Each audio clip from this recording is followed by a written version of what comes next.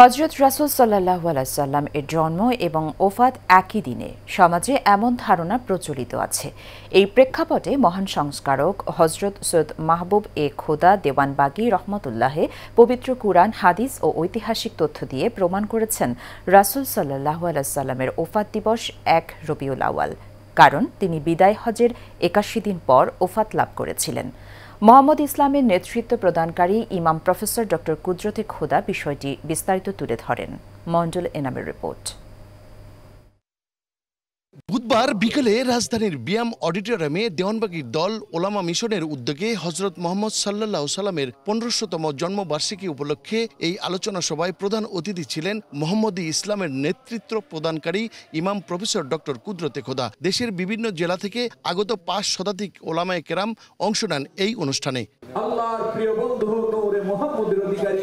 এ সময় ড. কুদরতে খোদা বলেন, পবিত্র ঈদে মিলাদুন্নবী সাল্লাল্লাহু সাল্লাম সৃষ্টিকুলের সবচেয়ে বড় ঈদ। শুধু মুসলিম জাতির জন্য নয়, বরং সমগ্র মানব জাতির জন্য এই দিন আনন্দের। এই ঈদ মানে খুশি। আমাদের সবচেয়ে শ্রেষ্ঠ খুশির দিন হচ্ছে আমার নবী যেই দিন এই দুনিয়ায় শুভ আগমন করেছিলেন।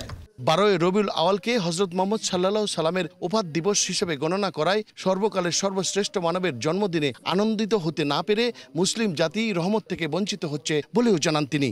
বিদায় হজ থেকে ৮১তম দিনে রাসূল সাল্লাল্লাহু আলাইহি ওয়াসাল্লাম ওফাত লাভ করেছেন।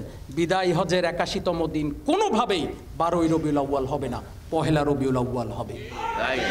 আমার মুর্শিদ বাবা দেওয়ানবাগী রহমাতুল্লাহ আলাইহি এই সংস্কার করেছেন রাসূল সাল্লাল্লাহু আলাইহি ওয়াসাল্লামের ওফাত ১ রবিউল আউয়াল এবং তিনি জন্মগ্রহণ করেছেন ১২ রবিউল আউয়াল। Mondal Enam, Asian television, Dhaka.